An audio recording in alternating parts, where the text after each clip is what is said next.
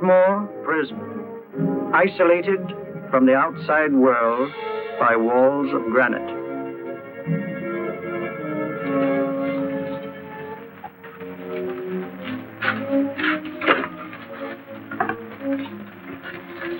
They say you could get out of here by merely telling what you know. You may or may not be another Scotland Yard bloke. But I'll give you the same answer I gave the others. I still have 2 years, 8 months, and 6 days left in which to make musical boxes. That'll be sold at auction for the benefit of this delightful sanctuary. And I intend to serve them.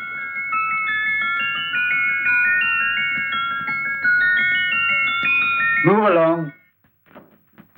And now we come to the next object on our list, or I should say objects, because there are 3 of them.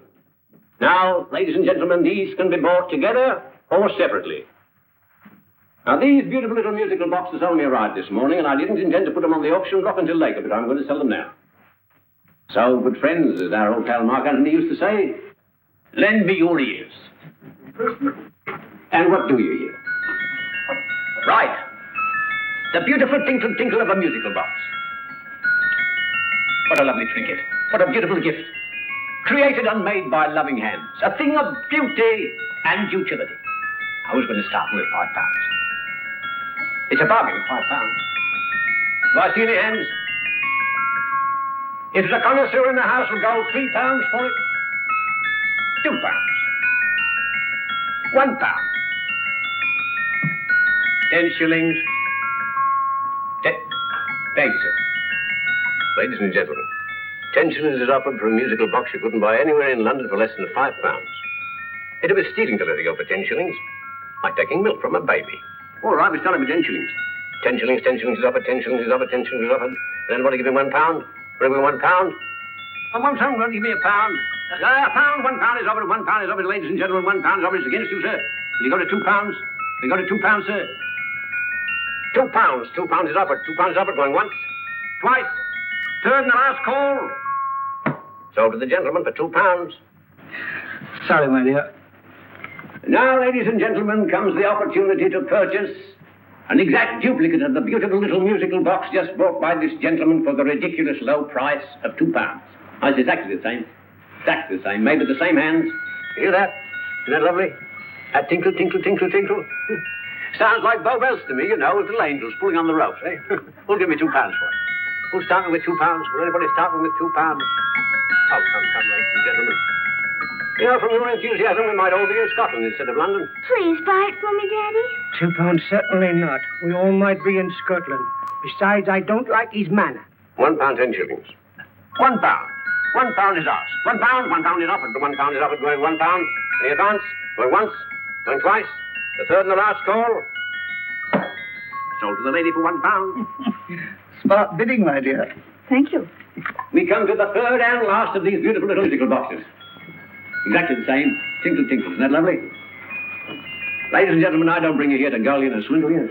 This is the exact replica of the 2 I just sold before.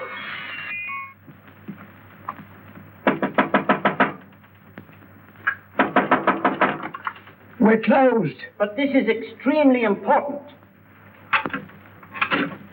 Come in, sir, come in. I'm sorry to disturb you, but I was unfortunately delayed from arriving in time to bid on certain articles which I was rather anxious to obtain. Oh, perhaps they weren't sold, sir. We are carrying several things over. What might the articles be, sir? 3 identical musical boxes, about so large. Oh, I'm sorry, sir, but they were sold. Pity you weren't here to bid on them. They didn't bring anything like the real value. I'm most anxious to obtain them. I wonder if your records would show who the purchasers were. Oh, we don't usually give out that information, sir. For certain, shall we say, sentimental reasons, I'm most anxious to get in touch with the purchasers. I'd be willing to pay, shall we say, £5. Well, for certain sentimental reasons, sir, we'd be very happy to oblige. Alfred, today's sale. The 3 musical boxes. Musical boxes, oh. Ah, here we are. The first purchased for £2 from Mr. Julian Emery, 52 Portman Square. Write these addresses down, Alfred. Yes, sir. Second didn't leave any name. Oh, how unfortunate. I think she's a dealer. You see, they don't like us to know where the things are going. On account of the profits.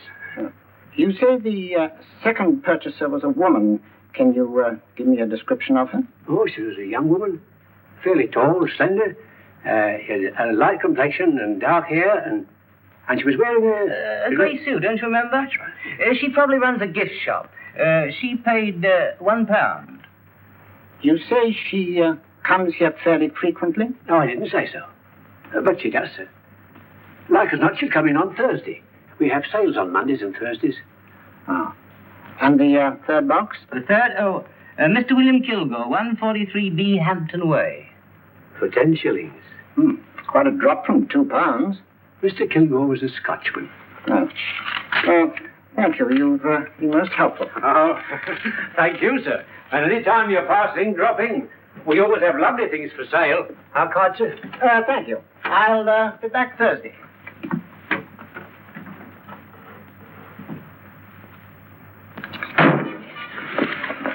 The message reached us too late. Musical boxes are being sold. Let's get out of here.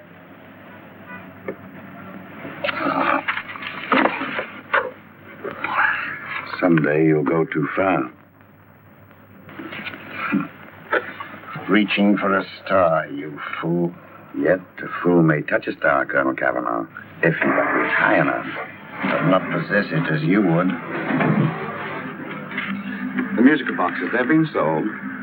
What a pity for you, my dear Colonel. Is it my fault that the message reached us only an hour ago? Is it my fault that they were sold? You can't hold me responsible for that. Hope for your sake you're right.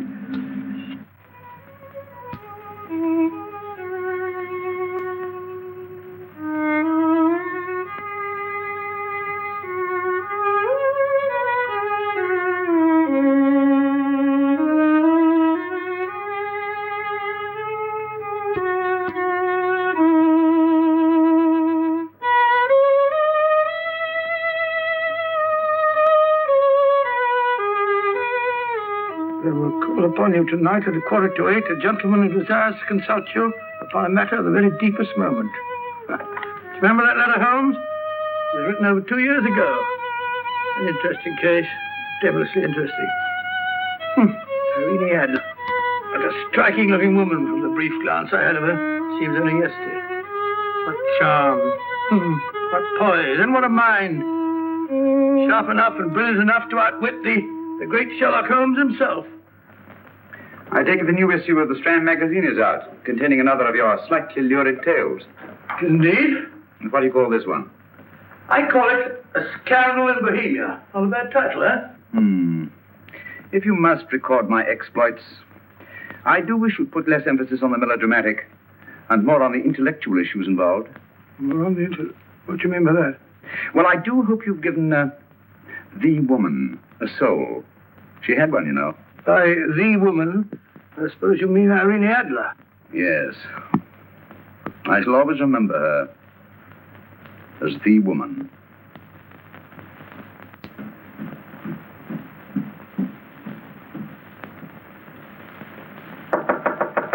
Sorry. I think. That's the old boy. How are you? How are you, old boy? I haven't seen you for years. I want you to meet my old friend Sherlock Holmes. Holmes, this is Stinky. In other words, Julian Emery. How do you do, Mr. Emery? Watson has often spoken of you. Oh, has he? Yes, we were at school together. It's more years ago than I care to remember, but you didn't come in here just to remind me of that. No, I just happened to be in the neighborhood and saw your lights burning, so I took the liberty of looking you up. Still writing your mystery stuff? Yes, there's a new one out this week. Good, I never miss them. Oh, good, thanks. I say that bandage makes you look very interesting. Still poking your nose into other people's business as usual? Who hit you? I haven't the foggiest notion. Somebody knocked me on the head in my own living room, and then proceeded to commit the most idiotic burglary you ever heard of. Fellow must have been balmy as a coot. Balmy? Why?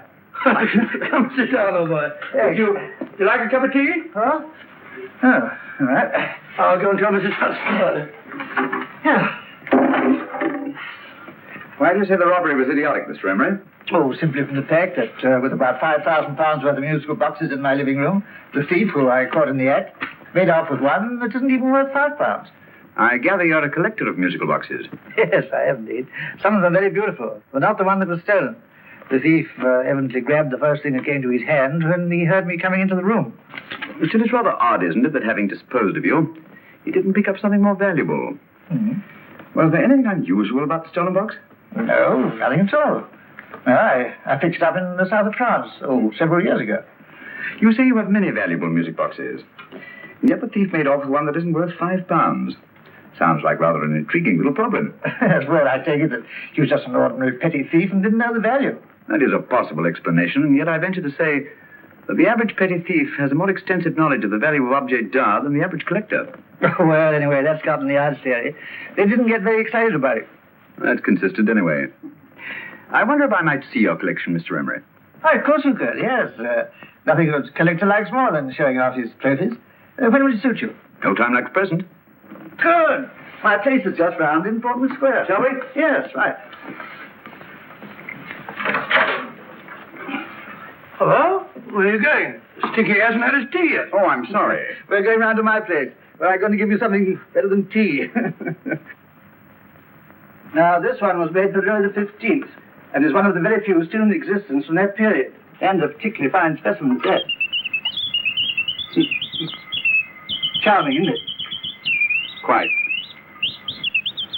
It all sounded to me like a lot of mice running about on a tin roof. I'm afraid you have no ear for music, Watson. Give me a good old band playing a rousing march. You have all your silly little tweets.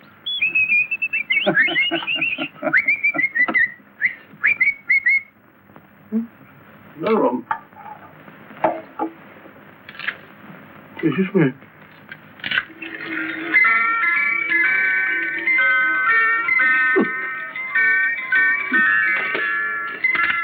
Stupid thing. Singing rabbit. What would you say offhand is the value of a box like that, Mr. Emery? Well, it's hard to say offhand, but I think we'll bring about £500 or £600 today. It's the gem of my collection. Yet a thief who steals an oddity like a musical box passes up one worth £500 for one of almost no value at all. Odd. Very odd. What was a stolen box like, Mr. Emery? Oh, just a plain wooden box about so big. Mm-hmm. As a matter of fact, I have one over here almost exactly like it. I picked this up yesterday at an auction room in Knightsbridge. Paid only £2 for it. Of course, I wouldn't in the ordinary way add one like this to my collection, but the tune intrigued me. I'd never heard it before.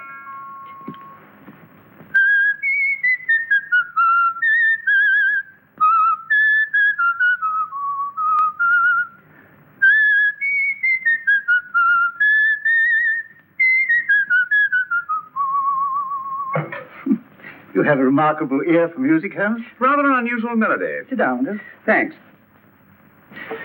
You say you bought that box at an auction sale yesterday? Yes, the Gaylord auction rooms in Knightsbridge. Mm-hmm. Run by old, what's his name? Crabtree. That's the man. At what time was the robbery committed? Oh, about 3 o'clock this morning. You know, Mr. Emery, that box and the robbery might well be cause and effect, especially since you say that the stolen box outwardly resembles this one a great deal. And Scotland Yard were not particularly interested, eh? Oh, yes, but I wouldn't blame them for that. Especially as I told them I was quite unable to describe the thief. Except, of course, for the fact that it was definitely a man. All you remember is that you came in here and someone struck you on the head. Yes, and the next thing I knew, my man was trying to revive me. It might be wise for you to put that box away somewhere and lock it up. Oh, I don't think that's necessary. Besides, everything's insured.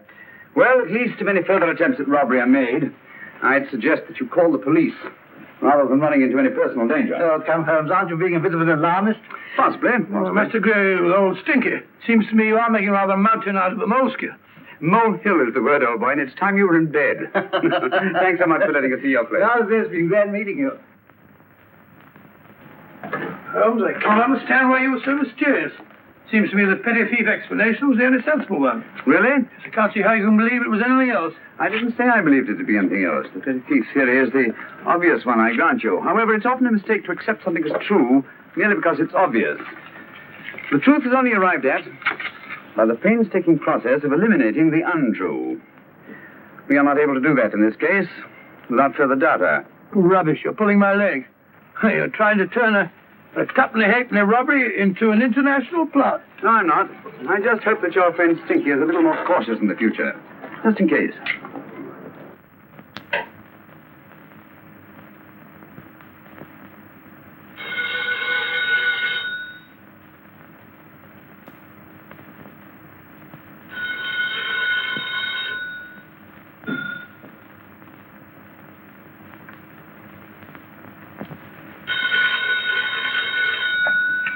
Hello?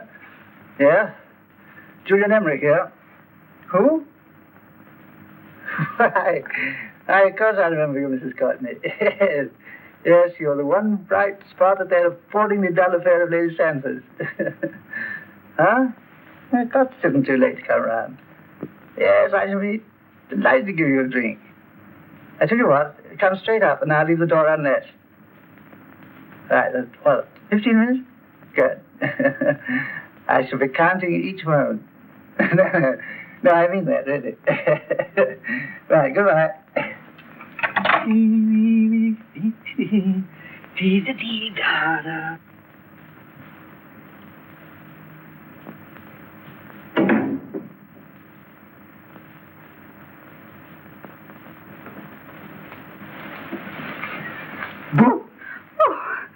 He startled me. Did I? Yes. Must be the pixie in me.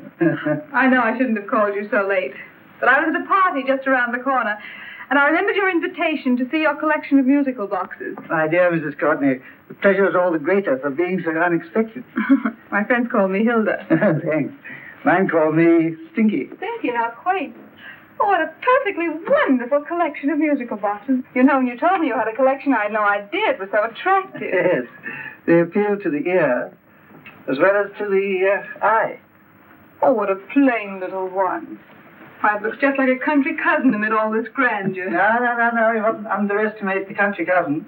Only last night a burglar broke in here, and with all these to choose from, went off with one very much like it. Really? Yes, I don't mind the loss of the box so much, but I do resent this crack on the skull. But it makes you look so interesting. Oh, do you think so? Sorry, that's what old Fatso said. Fatso? I mean, Dr. Watson. He was here this evening with a friend, Mr. Holmes. He's interested in my collection, too. Sherlock Holmes? Yes. Do you know him? I've heard of him. Yes, he seems to think I'm in some sort of danger. What a haunting tune. It takes me right back to my childhood. Really? You know, it's odd that you should be interested in that particular musical box. Odd? Why? Because Mr. Holmes is also interested in it. He may have been more interested in the tune than in the box. I guess, yes, that's right. I remember now. He whistled it note for note, having heard it only once. Really? He must be a remarkable man. Bit of an alarmist, if you ask me. Don't you believe in warnings? Of course not.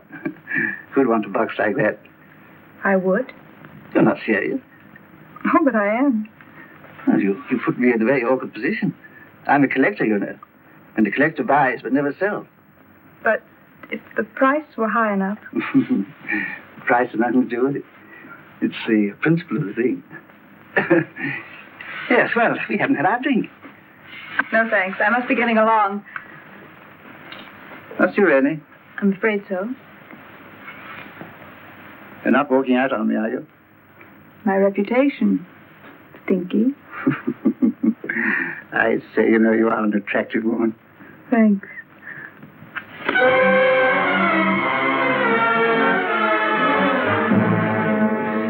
You fool. I told you to wait outside. What did you have to kill him for? All I had to do was walk out with it. He held you in his arms. Don't touch him. Don't touch anything. Now get out. I'm sorry. You're sorry. What about me? This is murder. What about Scotland Yard? What about Sherlock Holmes? Now get out!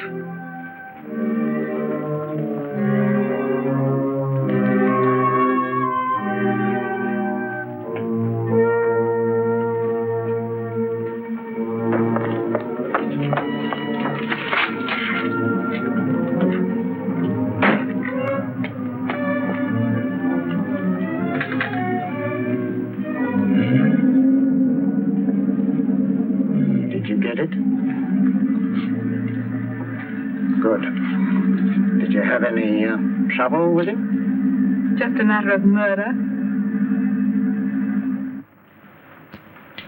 Mr. Holmes. Hopkins? Thanks for coming so promptly. Inspector Lestrade suggested that I call through to you. Mr. Emery was a client of Mr. Holmes, Inspector. Indeed. You didn't mention that when I telephoned you, Mr. Holmes. Well, not exactly a client, Inspector. Sergeant Thompson? He was killed between the hours of 11 and 2 o'clock this morning, Mr. Holmes. Must have been someone he knew, someone of whom he had no suspicion. Poor old Stinky. It's all my fault. I should have prevented this. Well, there's no time to start talking about that now, Doctor. Apparently it's gone. That's the second attempt on the musical box that Emery bought at the auction sale. And this time it was successful. But that box was only worth £2. It was worth a man's life, Watson. I think we'd better pay a visit to Gaylord's auction room and that fellow Crabtree. Inspector, may I suggest that you make a complete search of this flat for a small, plain, musical box about that size? Thank you. Come on, Watson. You say the first box went to Mr. Julian Emery. The second to Mr. Kilgore, 143B Hampton Way. And the third to the unidentified young lady who presumably has a shop and lives near Golders Green. That's right, Mr. Holmes. Isn't it rather strange, Mr. Crabtree, that you used to have had 3 identical musical boxes all playing the same tune? Where'd they come from? Dartmoor Prison. Dartmoor? Yeah, we get a regular shipment from there every month. The inmates manufacture them. Well, they make all kinds of things, pipe racks, waste paper baskets, musical boxes. Did you happen to notice if anyone showed any particular interest during the auction in the purchasers of these 3 boxes? Oh, come on, Mr. Crabtree. This is very literally a matter of life and death. Well, since you put it that way, Mr. Holmes, there was a gentleman came in here about an hour after closing time, and he was in an awful state, he was. He gave me £5 to tell him where the boxes had gone to. He said they had a sentimental value for him, sir. Expensive sentiment. Can you describe him? Well, he was tall, distinguished looking, and he had grey hair and a moustache. He was quite a gentleman, sir. What was his reaction when you were unable to supply him with the address of the young lady who owned the shop? I told him the young lady usually come back on Thursday. He said he'd come back on Thursday. Now, that's tomorrow. Thank you, Mr. Crabtree. You've been very helpful. Thank you. Come on, Watson. Where are we going now, Holmes? To the home of Mr. Kilgore, the man who bought the third box.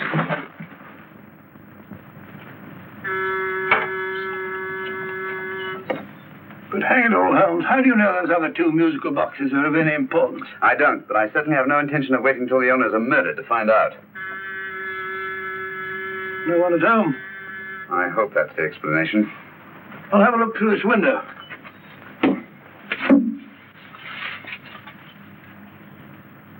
Doesn't seem to be anyone there. The whole place seems deserted as far as I can see. Yes. Mr. and Mrs. Kilgore at home? No. When do you expect them? Oh, in an hour or so. There's no use your hanging about. They don't buy nothing from peddlers. Peddlers? My good woman, this is Mr. Sherlock Holmes.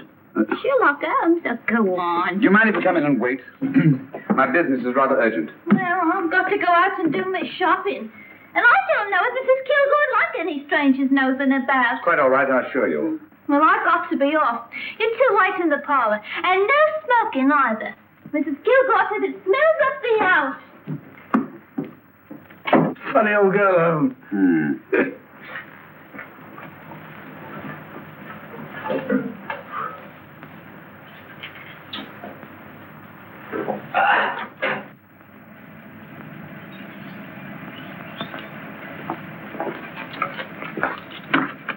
Park Lane.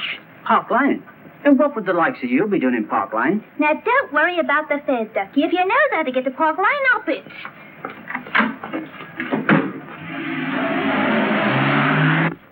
Holmes, I've been thinking. There must have been something hidden in that box of those stinkies. Stolen jewelry, possibly. What's up, Holmes? Listen. What's just the steam in the water pipes?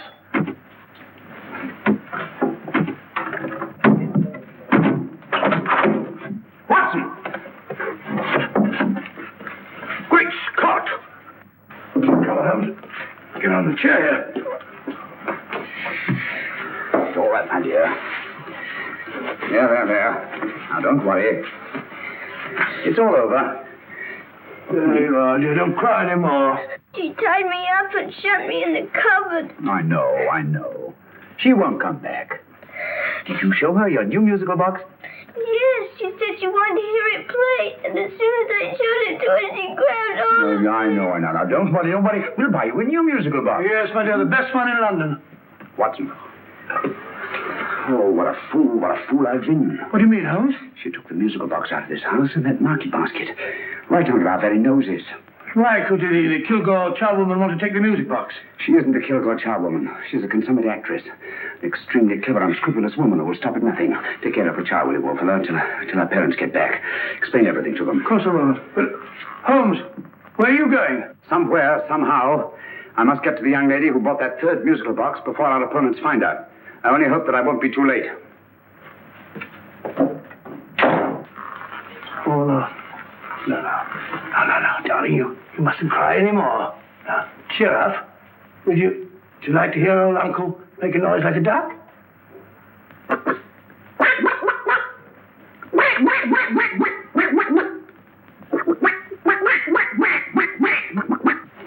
Oh, sorry?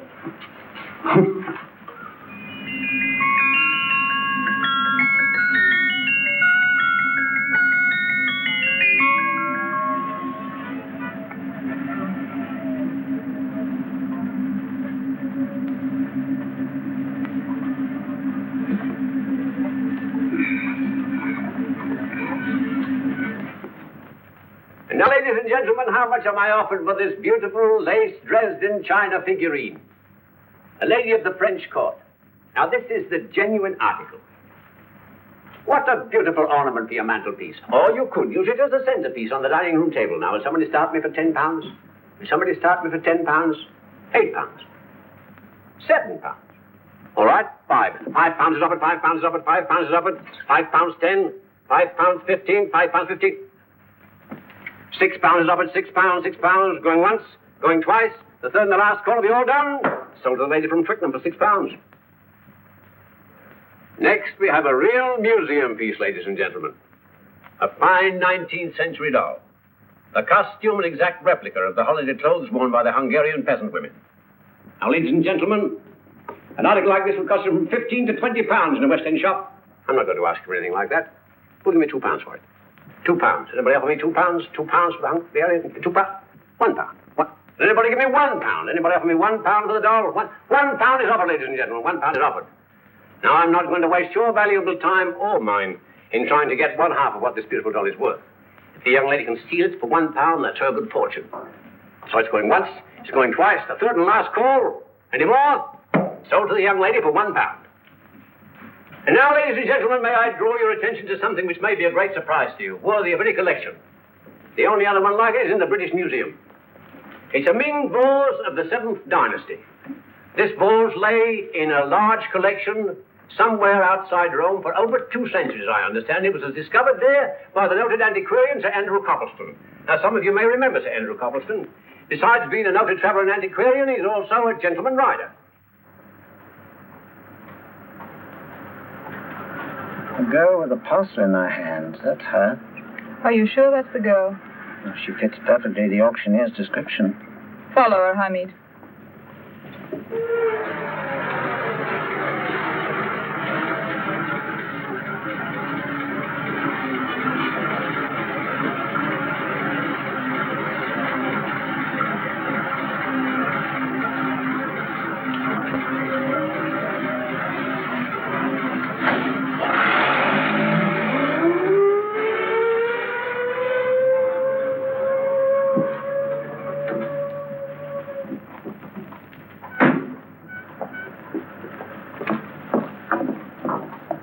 Lovely, dear. And only £1. We can get at least 3 for it. Easily.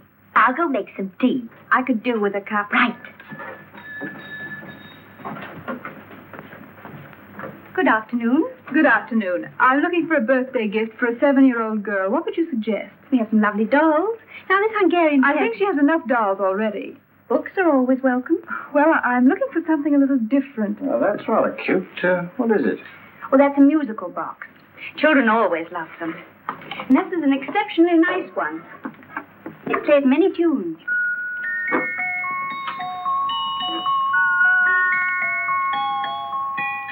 Have you any others? Yes. If you'll just step this way. I have only 2 left.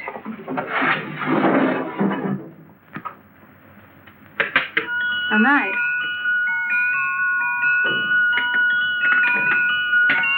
Are you sure this is all you have? I'm sorry. They're rather hard to find, you know. That's our entire allotment. I did have one other, but I sold it earlier this afternoon. But it was only a plain wooden one. It wouldn't have been a very nice gift for a child. Really? Do you happen to know who the purchaser was? Why, yes. He left his card, just in case anyone should inquire for him.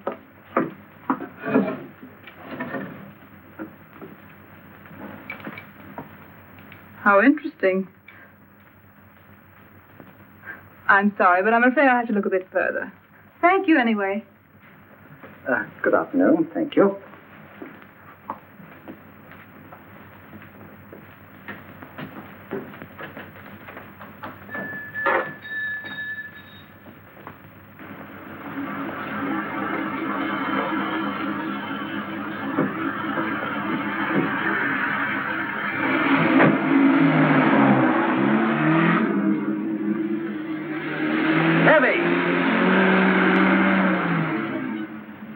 Follow that cab. Here, now, what?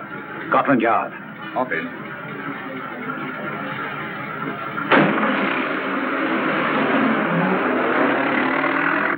Sherlock Holmes. I might have known. We thought we were the hunters, instead of which we're the hunted. We've been fools. We played right into his hands. Of course. He's had us followed. Don't look. The man in front of the toy shop. Hamid. Turn sharp right at the next corner and again at the next.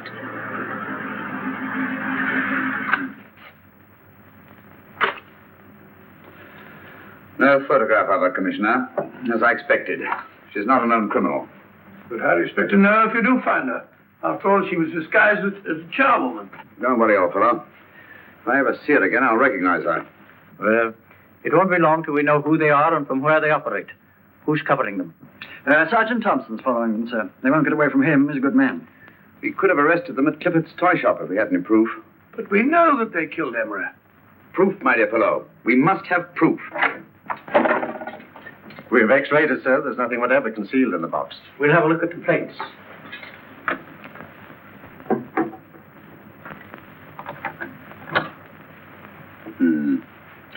There must be some clue. And it's probably so obvious that we've all overlooked it. Seems to me we're up against a bunch of lunatics. Not lunatics, my dear fellow. Extremely astute, cold-blooded murderers. What can these little musical boxes have in them so important? Don't forget they were made in Dartmoor prison. You can smuggle stuff into prison, but not out. Do you want us to break the box apart, sir, to see if there's anything the X-ray hasn't caught? No, not yet. Do you mind if I take it? Certainly. Thanks.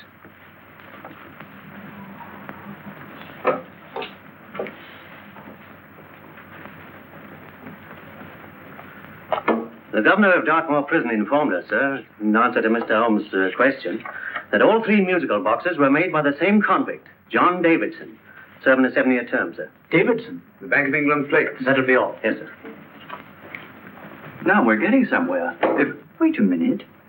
How did you know about the plates, Mr. Holmes?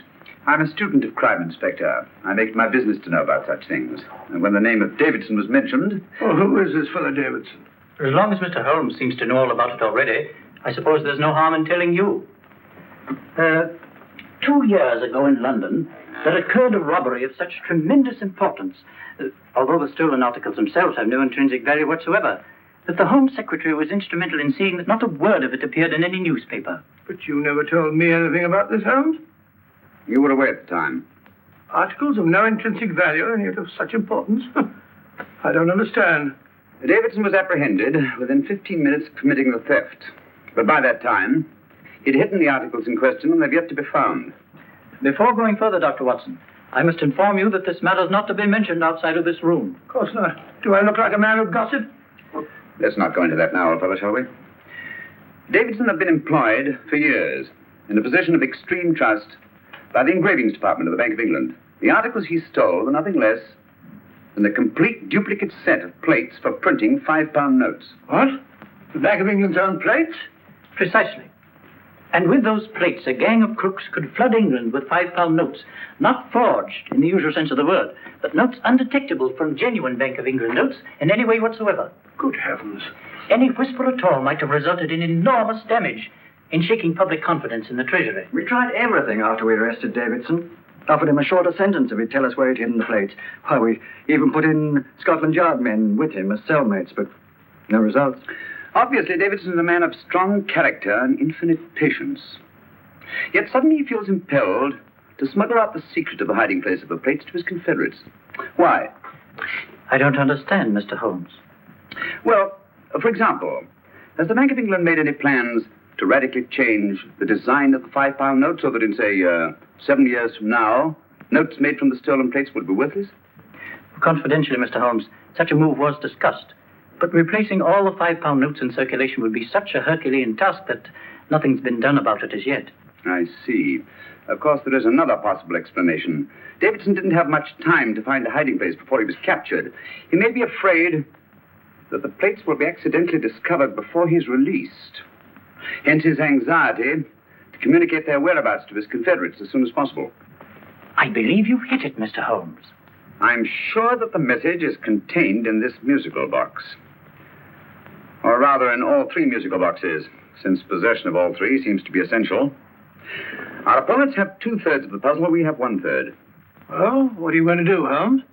Try to deduce the message from the 1/3 that we have.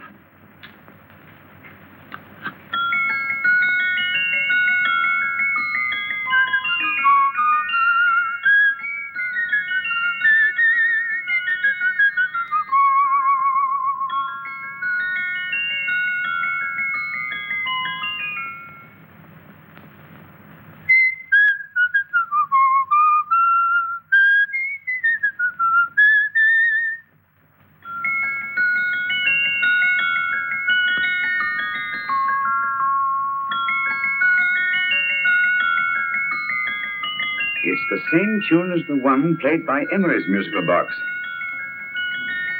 And yet it's different. Sounds the same to me. The tune. Somehow the tune is the key to the mystery. It must be the tune. Otherwise, why use three musical boxes to convey the message? Why not collar boxes or shoe boxes? Yes? Oh.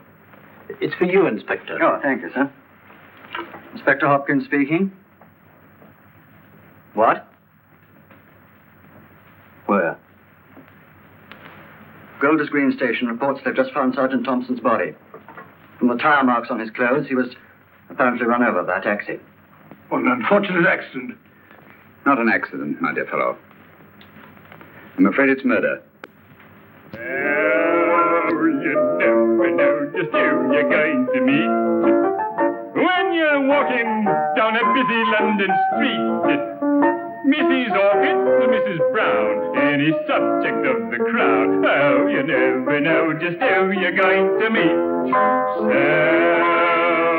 you better hold your topper in your hand, just in case you meet a lady on the Strand. Girls will think you're kind of sweet, and your day will be complete. Oh, you never know just who you're going to meet. Now, a gentleman is judged by his appearance. Yes, a gentleman is judged by how he talks. Now, he's much better off when he's acting like a top, especially if he's taking him a walk. What on earth is this outlandish place? A rendezvous for actors. Actors? Buskers, old boy. You've seen them 1,000 times. Actors who entertain the queues, waiting outside theaters. You never know just who you're going to meet when you're walking down a busy London street. So you better wear your best, advised to look your best, 'cause you never know just who you're going to meet. So you better keep your manners right in view, just in case the line gives a how to do. Keep your trousers in a pleat, shine your shoes and keep them neat, 'cause you never know just who you're going to meet. Blimey. Mr. Holmes. How are you, Joe? Never met him. And yourself? Fine, thank you. I want you to meet a friend of mine, Dr. Watson, Joe's sister. Oh, well, any friend of Mr. Holmes is a friend of mine. Hi, Joe. He did me a good turn once that I'll never forget. Yes, I cleared Joe of a most unpleasant charge. Murder, no less. Oh, really? By proving to the satisfaction of the police that he was busy at the time blowing open someone's safe. That's right, Governor. Good gracious me. Joe, now you can help me. Come on, buzz off, buzz off. Come on, off it, off it. Can't a gentleman have some peace and quiet around here? You too. There you are, Mr. Holmes. Now we can have some peace and quiet around here. Thank you, Joe. There's £5 in this for you. Well, I wouldn't want to take it on myself, sir. But I can get somebody to do it for you for half of that. You don't know what the job is yet. For £5? Murder, ain't it? What? No, Joe, not murder, just music. I want you to identify a song for me. Oh, there ain't a song that's been written that I don't know. That's why I came to you. Of course, the violin is more my instrument, but, oh well. Here we go. Now listen to this, Joe.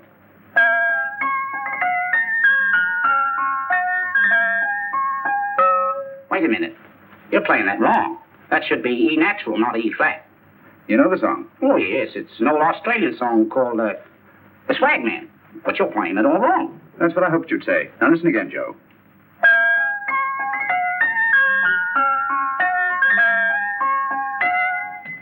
That's the same tune, all right. But you're making different mistakes than you did the first time. No, not mistakes, Joe. Call them variations. Here, play the song for me, will you? The way it's written.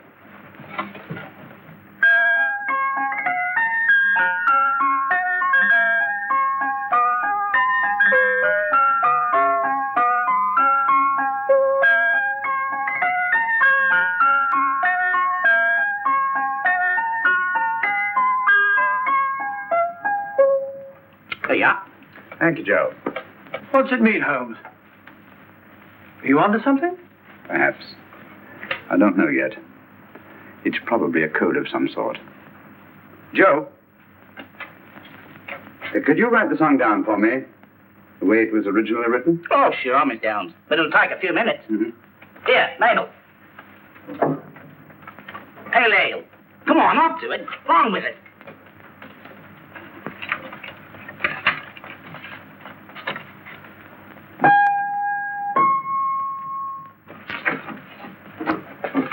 Well, obviously it isn't the lyrics.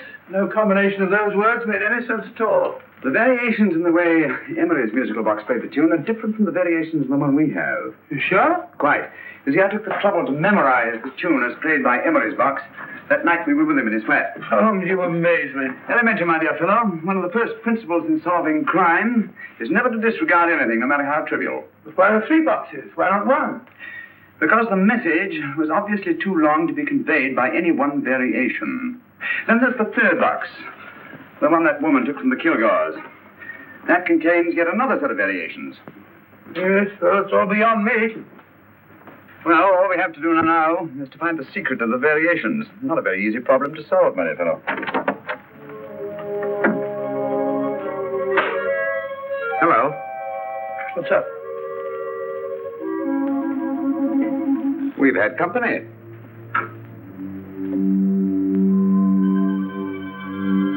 I say, this is outrageous. Ask Mrs. Hudson to come in here, will you? Right.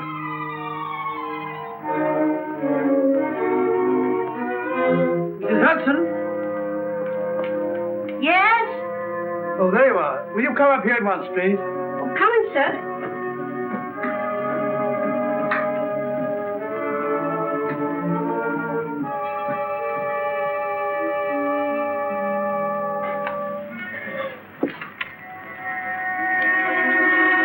Mercy me, Mr. Holmes. What has happened? Who called while we were out, Mrs. Hudson? Just a young lady. The one who said you wanted her to wait for you. And a nice-looking old gentleman with Our her. friends again, Watson. Friends? What did the young lady look like? Oh, I couldn't see her face. She had a heavy black veil on. But she had such a nice way with her. Oh, I'm sorry, Mr. Holmes, if I've done anything wrong. But you did say I should always let clients come in and wait for you. Don't worry, Mrs. Hudson, don't worry. You had no way of knowing. It's quite all right, quite all right. Now, don't worry, Mrs. Hudson. Don't worry. Well, where on earth's the musical box? They didn't get it. Didn't get it? Where is it? It's in your hand. Huh? In that biscuit jar. Take the biscuits off the top. Now, put your hand inside, and you'll find the music box. Well done, Holmes. Well done. Amazing.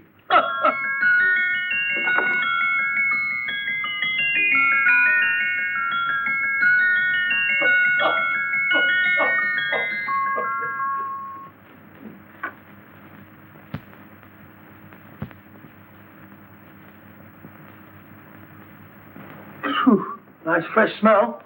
Like a pub after closing time.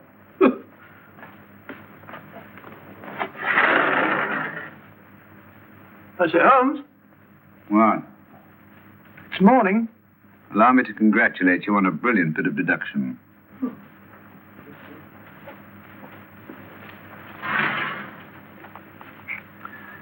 It's not a transposition, not a polygraph transposition, not a trigraph, nor any known form of decoding. How about the Morse code? Have you tried that? Yes, at about 3 o'clock this morning. I'm sorry, old man. I was only trying to help.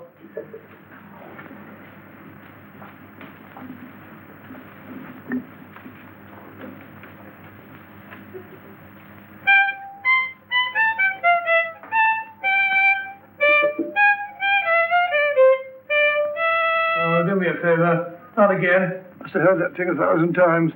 Kept me awake all night.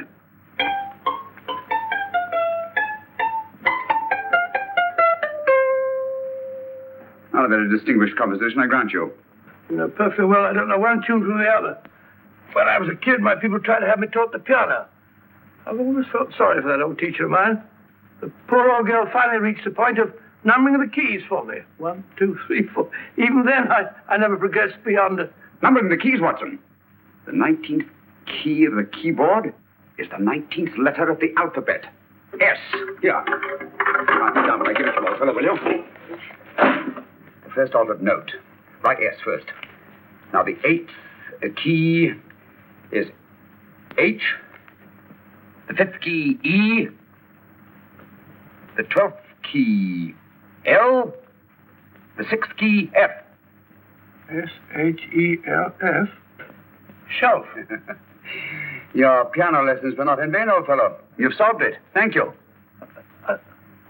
Thanks, Owen. Hold it. We now have 2/3 of the message. Behind books, third shelf, secretary, Dr. S. Presumably, these are the first and second portions of the message. And this gang has the first and third parts of it. Precisely. Then it's a stalemate? Yes, Commissioner, but we can't leave it like that.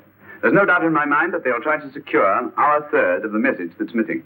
Well, I assume you've taken every precaution to guard the Clifford music. Oh, yes, it's carefully hidden at Baker Street with Dr. Watson on guard. However, I'm reasonably certain that, difficult as it may be, we can find the plates even without the missing part of the message. Behind books, third shelf, secretary, Dr. S. Outside of the fact that Davidson hid the Bank of England plate somewhere in London, Mr. Holmes, I don't see that we've progressed at all. Allow me to point out to you, sir, the key words, Dr. S. It looks as if the plates were hidden in the house of the doctor. Whether S stands for his first or last initial remains to be determined by a process of elimination. Well, there must be 10,000 doctors in London with S for a first or last initial. Precisely. And every one of them will have to be questioned in person. That's why I say this is a task for Scotland Yard. It's a task, all right. But Scotland Yard has searched worse haystacks and found the needle. Well, for the time being, I'll leave the matter in your hands, gentlemen. We'll call you if and when we get a lead on our mysterious Dr. S.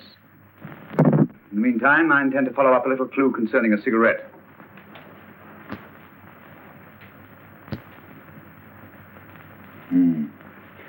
You're certain of the identification of the tobacco? Absolutely. I have made up this special blend for only 3 customers.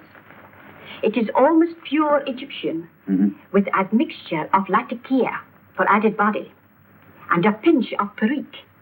Merely a whisper, as one might say, for elusive fragrance. Yes. And the 3 customers? Major Wilson in Bombay, India. Mrs. Catherine Leamington Smith in Ireland. Yes, and the third? Mrs. Hilda Courtney of Park Mansions, Bryanston Square. Thank you. Thank you very much. You've been most helpful. It is a pleasure to have been of service, Mr. Holmes.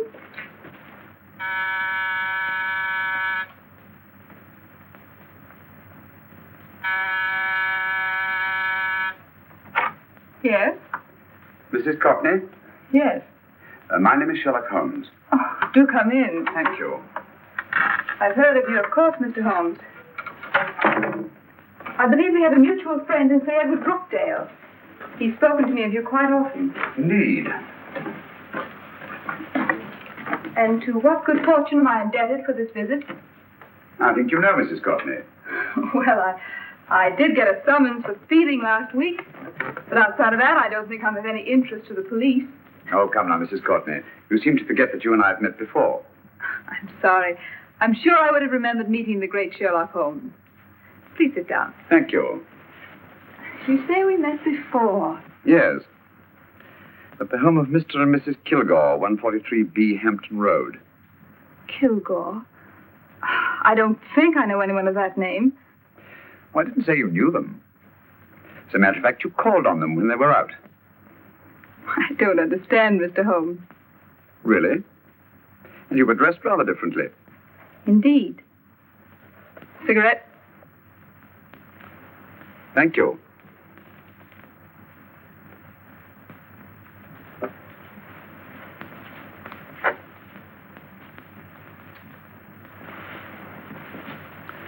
Thank you. You know, Mrs. Courtney, people generally forget, in assuming a disguise, that the shape of the ear is an almost infallible means of recognition and identification to the trained eye. Evidently, you've mistaken me for someone else. Oh, no, not at all. Though naturally, I expected your denial. But when you paid your visit to my rooms at Baker Street, you carelessly left behind another identification. They're, identical, aren't they? Yes, I must admit they are. You see, Mr. Holmes, to catch one as clever as you, I had to use a very special lure. I knew you'd be unable to resist the bait of my cigarette, having read with great interest your monograph on the ashes of 140 different varieties of tobacco. I should advise you not to move, Mr. Holmes. I must congratulate you on your ingenuity, Mrs. Courtney. It was indeed a brilliantly designed trap. Thank you, Mr. Holmes. Praise from a master is indeed gratifying. I shall always cherish the memory of your flattering words. Memory? Precisely. I'm afraid these gentlemen have a most regrettable task to perform. Unless, of course, you care to turn over the missing musical box with your pledge to take no action against us in the future. I'm afraid that will be impossible. I thought that would be your answer. Hamid! Careful! Careful. There's no need to be unnecessarily rough with our distinguished guest. You realize, Mr. Holmes, that your demise will not take place here. The corpus delicti, you know. Well, naturally. Shall we go? It's so fearfully awkward having a dead body lying about. Don't you agree, Mr. Holmes? Another dead body shouldn't weigh too heavily on your conscience, Mrs. Courtney.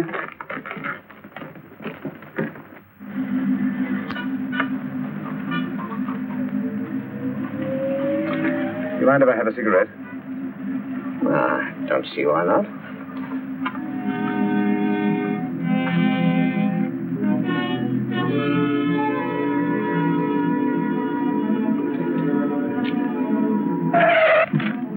Be careful, Hamid. It's the brakes they bind. Thank you, Colonel Kavanagh. It's very considerate of you.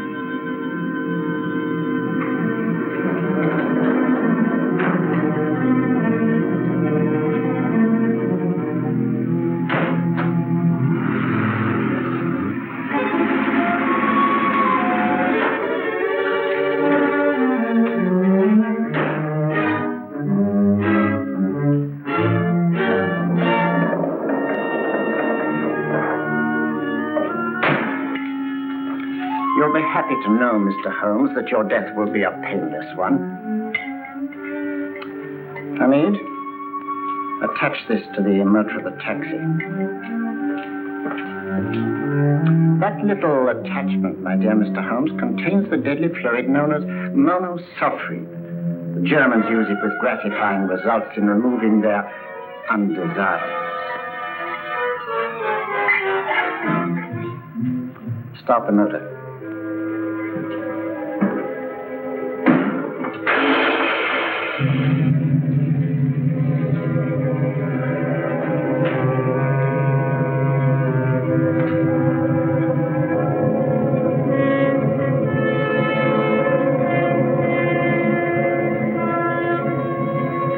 Tape his mouth.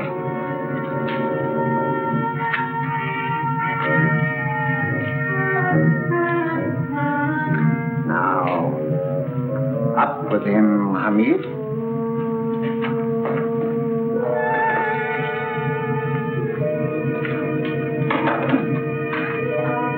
You find yourself like Muhammad's coffin, Mr. Holmes, suspended between heaven and earth. Plenty of fuel in the tank? Good. It would be too bad to have anything go wrong through so simple an oversight.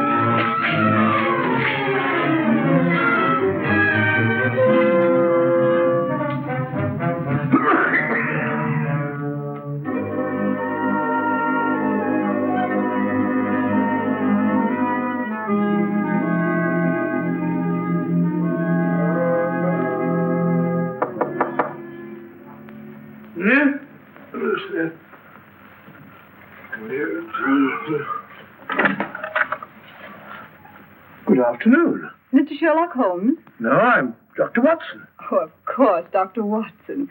How stupid of me. Oh, sure. It's stupid of me. Won't you come in? Well, I really came to see Mr. Holmes. Oh, I'm afraid he's out. I don't know when he'll be back. Perhaps there's something I can do. Won't you sit down? Thank you. You know, Sherlock Holmes and I have been engaged on a great many cases. Oh, really? Yes, indeed. As a matter of fact, this very moment we're involved in one of the most baffling... won't you tell me your trouble? I may be able to help you. It's very kind of you, Dr. Watson. Perhaps if I wouldn't be imposing too much. Imposing? Oh, it's no imposition. No imposition at all. A pleasure, I assure you. Now, tell me all about it, Miss Williams. Mrs. Williams. I live in Surrey, Dr. Watson, and I've come up to London in sheer desperation. My only sister has disappeared, and the local police seem utterly unable to find her. Well, Holmes and I solved a case exactly like that once. Very interesting, as far as I remember. I call it the adventure of the solitary cyclist. Oh, sorry. Now I come to think of it, it wasn't so very similar. Entirely different. I don't think what I was saying. Where were we? She's only 17, Dr. Watson, and until she disappeared last Thursday, she seemed to be in the best of spirits. Possibly a romantic entanglement? Oh, no, nothing of the sort. She left no note, didn't even pack a bag, no explanation. She just started to walk to the village from our house in broad daylight and simply vanished from the face of the earth. Oh, there. Might I have a glass of water? Yes, of course, a glass of water. I'll have one in a minute.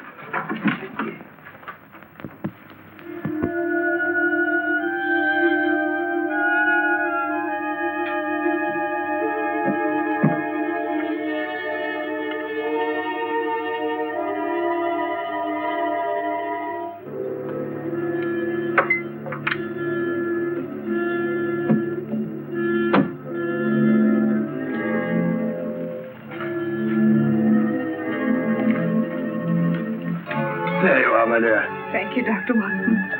No, you're not to cry anymore. You must pull yourself together. Oh, I feel much better already knowing that you're going to help me. Oh, Dr. Watson, look! Good heavens! Get through the fire brigade, quickly! Haven't you a fire extinguisher? By George, we have in the kitchen.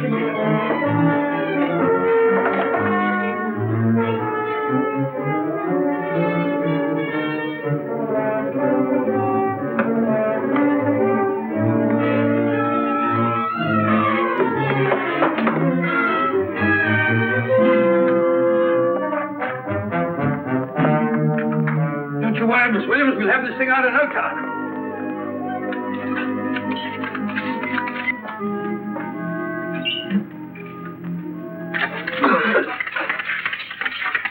That's got it. Get to bear.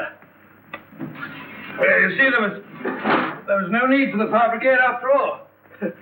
I hope you weren't too frightened, Miss Williams. Gone. That's the trouble with women. They always lose their heads in an emergency. Well... a musical box.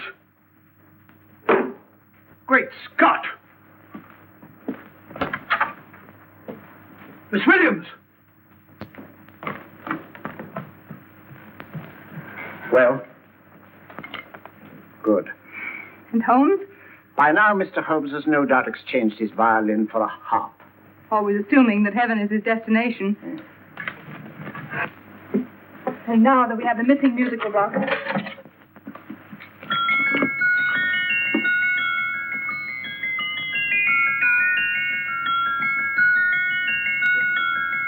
'19th note.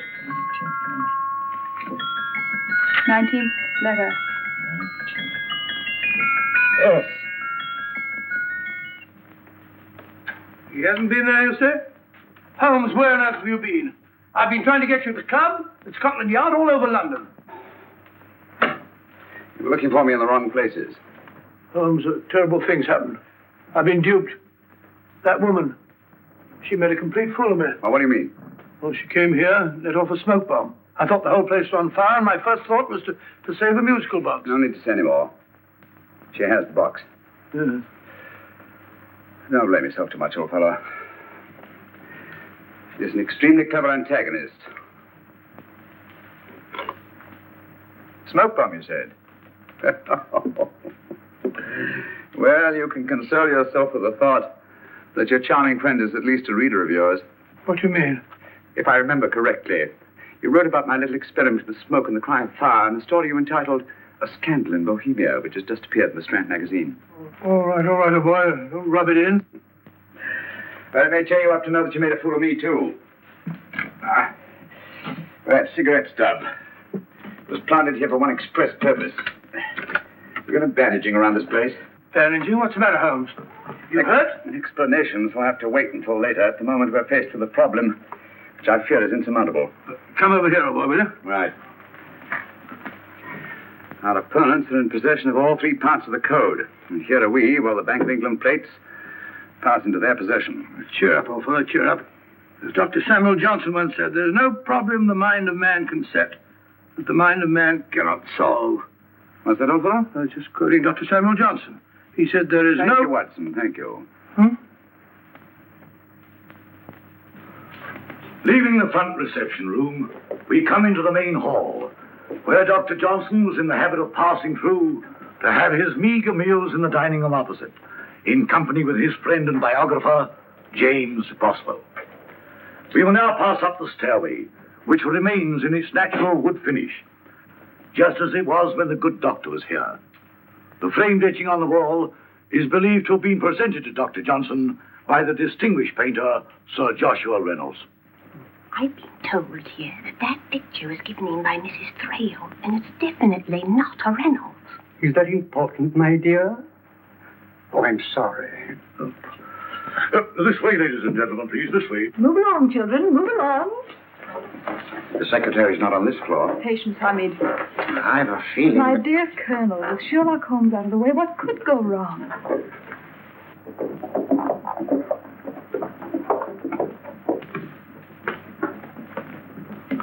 And here we have the Garrett Library, in which Dr. Johnson wrote his famous dictionary, and in which you will see also many of the great man's books and other items of interest.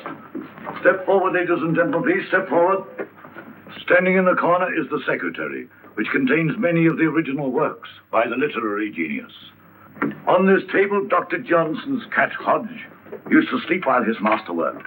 A strange thing about this cat, ladies and gentlemen, was its love of oysters. They do say that the dear doctor often went hungry to find the cat that delicacy. What a pity.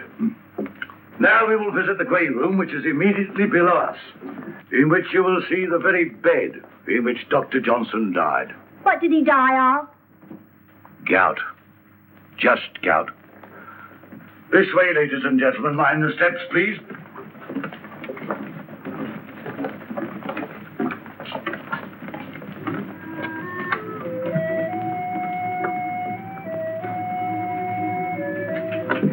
Your keys.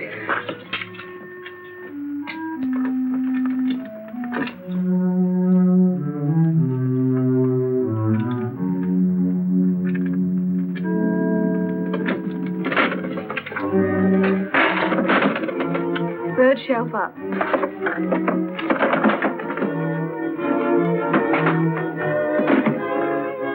The knife.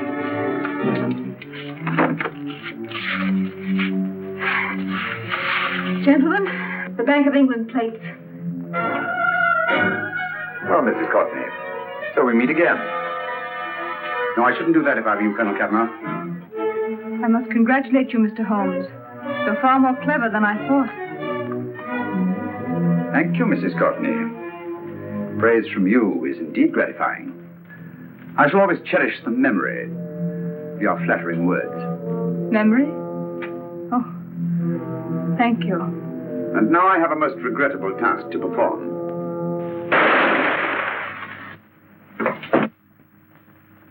Holmes! Coming, Holmes! Holmes! You all right? Perfectly, thank you, old fellow, but I think this gentleman on the floor requires some medical attention. We must see that he looks his best, you know, when he's hanged. Take them in charge.